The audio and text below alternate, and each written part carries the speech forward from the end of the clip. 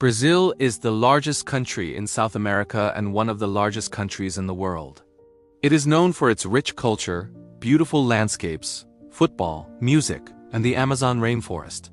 But behind this colorful image is a long and complex history.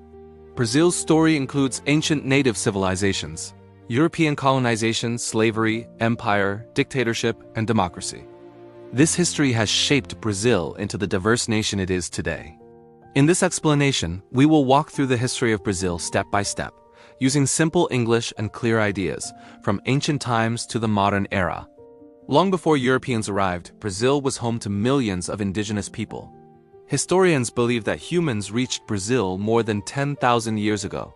These people came from Asia and slowly moved south through the Americas. Over time, many different tribes and cultures developed across the land. Indigenous people lived in forests, along rivers, on the coast, and in grasslands. Some well-known groups included the Tupi, Guarani, and G peoples. They lived by hunting, fishing, farming, and gathering fruits. They grew crops like cassava, manioc, corn, and sweet potatoes. They also had strong traditions, languages, beliefs, and social rules. Most indigenous societies lived in harmony with nature. They respected forests, animals, and rivers. Land was usually shared, not owned by individuals. There were no large cities like in ancient Egypt or Rome, but villages were well organized. Life was simple but deeply connected to nature and community. When Europeans arrived, these indigenous societies would face great suffering. Disease, war, and slavery would destroy many tribes. Millions of indigenous people died within a few centuries, changing Brazil forever. Pedro Álvares Cabral arrived in Brazil in the year 1500. He was sailing for Portugal and was trying to reach India. Instead, his ships landed on the coast of what is now Brazil. At first, the Portuguese did not realize how important this land would become. The land was named Terra de Vera Cruz, Land of the True Cross, and later Brazil, named after the Brazilwood tree. This tree produced a red dye that was valuable in Europe. Early Portuguese activity focused on cutting Brazilwood and trading with indigenous people. At first, Portugal did not invest much in Brazil. They were more interested in trade with Asia, but when other European countries, like France, began to show interest, Portugal decided to take stronger control of the land. In the 1530s, Portugal officially began colonizing Brazil. They divided the land into large areas called captaincies. These lands were given to Portuguese nobles who were responsible for settling and protecting them. Many captaincies failed, but a few succeeded, especially in the northeast. Sugar became the main product of Brazil. Large sugar plantations were created, especially in areas like Bahia and Pernambuco. Sugar production required a lot of labor, and this led to one of the darkest chapters in Brazilian history: slavery. At first, the Portuguese tried to force indigenous people to work on plantations. However, many indigenous people died from diseases or escaped. As a result, the Portuguese began bringing enslaved Africans to Brazil. Between the 1500s and the 1800s, Brazil received more enslaved Africans than any other country in the world. Over 4 million Africans were brought across the Atlantic Ocean. They were forced to work on sugar plantations, coffee farms, mines, and in cities.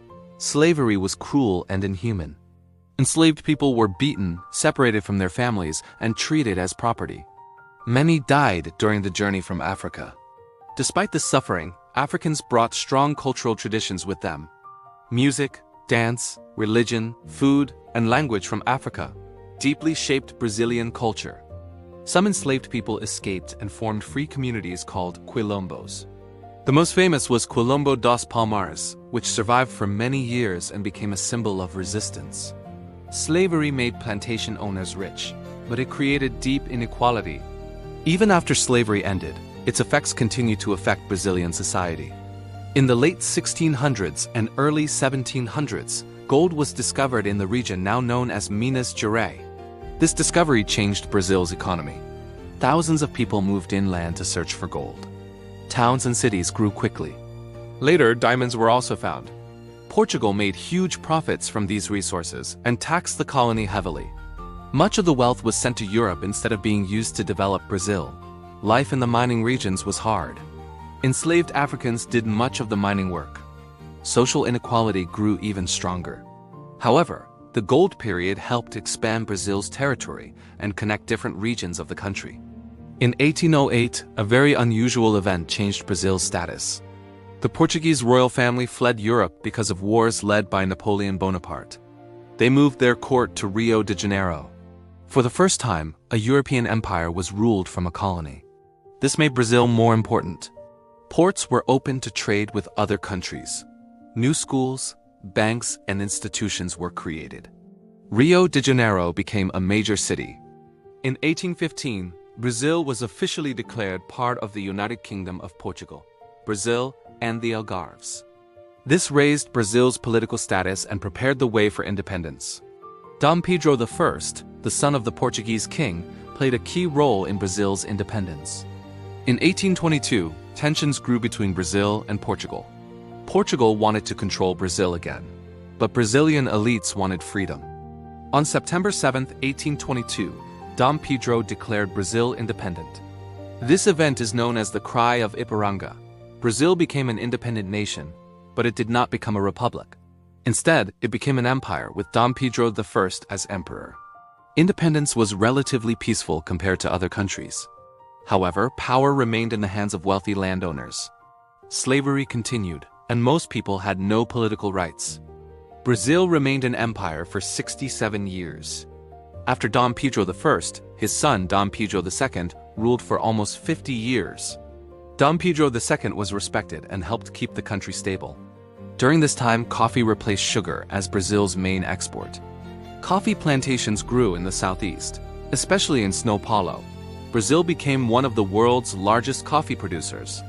Railways, telegraphs, and schools were built. The country slowly modernized. However, slavery continued until very late compared to other countries. Slavery ended in Brazil in 1888 with the signing of the Golden Law by Princess Isabel. Brazil was the last country in the Western world to abolish slavery. Although slavery ended, formerly enslaved people were given no land, money, or support. Many were forced into poverty. This created long-lasting social problems that still exist today. 1 year after slavery ended, the monarchy was overthrown by the military. Brazil became a republic in 1889. The emperor was sent into exile. The new republic was controlled by powerful landowners and elites. Ordinary people had little voice. Politics was often corrupt, and elections were not fair. This period is known as the Old Republic. Getulio Vargas came to power in 1930 after a revolution. He changed Brazil deeply. Vargas created labor laws, supported workers, and promoted industrial growth. However, he also ruled as a dictator for part of his time. Political opposition was limited and freedom was restricted. Despite this, many people supported him because he helped modernize Brazil. In 1964, the military took control of Brazil. They claimed they were protecting the country from communism. The military government ruled for 21 years. During this time, Brazil experienced economic growth, but also censorship, torture, and lack of freedom. Many people were arrested or disappeared. Fear controlled society. In 1985, military rule ended, and Brazil returned to democracy. A new constitution was created in 1988. It gave citizens more rights and freedoms. Since then, Brazil has faced many challenges. These include poverty, corruption, crime, and inequality. However, Brazil has also made progress in education, health, and technology. Brazil today is a democratic country with a strong cultural identity. It is proud of its diversity and history, even though many problems remain. The history of Brazil is long, complex, and emotional. From indigenous roots to Portuguese colonization, from slavery to independence, from empire to dictatorship, Brazil has experienced many changes. Each period left deep marks on the nation. Understanding Brazil's history helps us understand its people, culture, and struggles today. Brazil is a land of pain and hope, suffering and strength. Its story is not just about the past, but also about the future it continues to build.